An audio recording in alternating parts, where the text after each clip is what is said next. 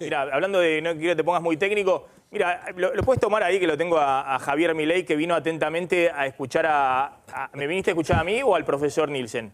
Al profesor Nielsen. Ah. Bueno, viniste, ahí está, viniste a acompañar al profesor Nielsen. Sí. Para un segundito, para un segundito. Ahora te van a poner bien ahí el micrófono. Pero, claro, no, lo que yo decía es que más allá de la cuestión técnica, lo que hay que entender es que hoy Argentina está, y ahora vamos a leer algunos puntos del acuerdo con el Fondo Monetario, donde se dice lo obvio, que la economía va a un proceso de desaceleración económica. Es más, hay una cláusula en el acuerdo que plantea, ahora les voy a mostrar, porque en el documento incluso está tachado.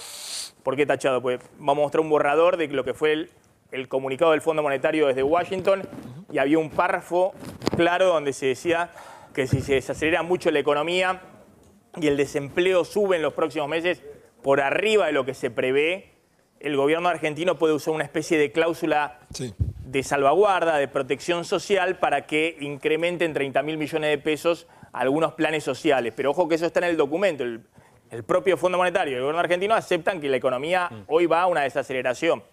Entonces, lo que está viendo la gente es que los precios se están acelerando. No, es así. Y lo que se había planteado hace unos meses es que la economía estaba desacelerando los precios. Ahí está Javier Milei.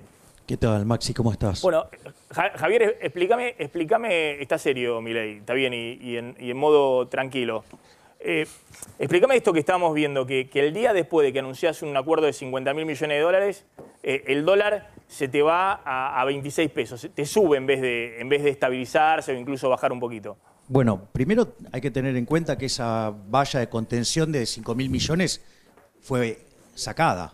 Eso no es un tema menor. Había una valla artificial que había puesto el Banco Central para clavar el dólar en 25. Claro, con lo cual vos tenías un precio artificial. Me parece correcto sincerar, porque es parte del proceso en el cual avanza el acuerdo con el Fondo Monetario Internacional.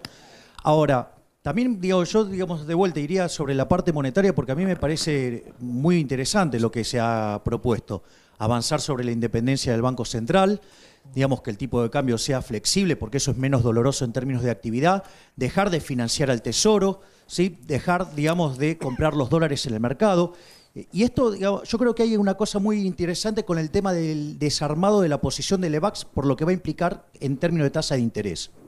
A ver, las Lebacs hoy vos las tenés sobresaturadas. Por distintos motivos, vos tuviste que esterilizar dinero. Concretamente, al inicio de la gestión se evitó una hiperinflación, ¿sí? Y eso se ve reflejado en el stock de Lebacs. Entonces, ese instrumento está muy saturado.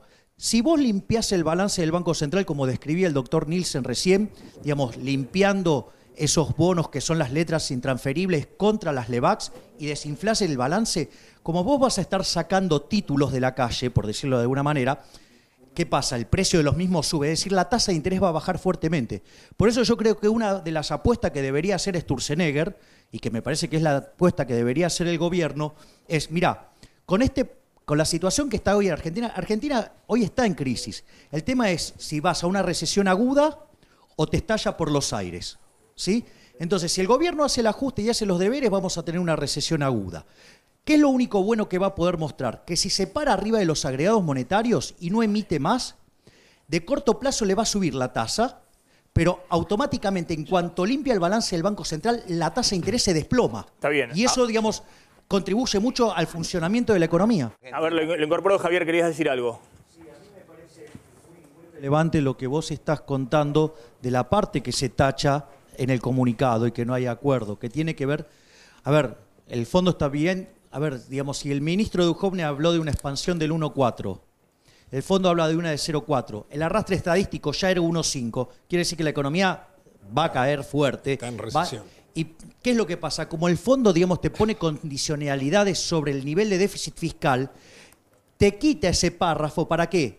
Para que vos no tengas motivos adicionales para desviar la meta fiscal más allá de lo que tengas que dar de asistencia social. Me parece que, es el arte de leer los comunicados, ¿no? Para el pequeño ahorrista, ¿hay alguna otra alternativa, Javier? ¿Vos ves alguna otra alternativa? El pequeño, no estoy hablando de los que vos asesorás, los fondos de inversión, los bonistas, las empresas, los bancos. Es decir, el que tiene apenas, no sé, 10.000 pesos, 15.000 pesos le sobró en el mes, ¿qué hace con ese dinero? Pero es que justamente ese es el punto. O sea, la historia inflacionaria argentina de 70 años de desastre con el Banco Central, lo que hace es que hayas destrozado el mercado de capitales, la forma de canalizar los ahorros. Y entonces un pequeño ahorrista lo único que tiene para comprar son dólares. Entonces, por ejemplo, vos le decís, no, mirá, comprale Levax. Vos te imaginás a una persona, digamos, todos los días fijándose, digamos, el equilibrio dólar-tasa para ver si salta y pierde o no con El las que Levax. compra Levac, si se mantuvieran estas tasas de Levac, que la verdad que son absurdas, porque si se mantiene esta tasa de Levac, quiebra la economía, digamos. Claro. Pero si se mantuviera el dólar, tendría que estar arriba de 31 pesos en diciembre para perder frente al dólar. A ver, claro, pero ahí lo que entra en juego, ¿sí?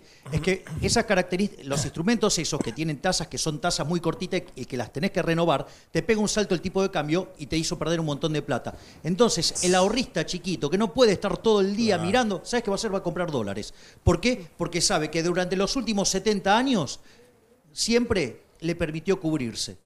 A ver, Javier, ¿querías decir algo? Sí, quiero aclarar un par de cosas. Sí. En general, cuando vos vas al Fondo Monetario Internacional y haces los acuerdos tienen metas en términos de déficit fiscal, tienen metas en términos de la evolución de agregados monetarios y tienen metas en términos de reservas netas, ¿sí? En general, digamos, ese es el formato típico.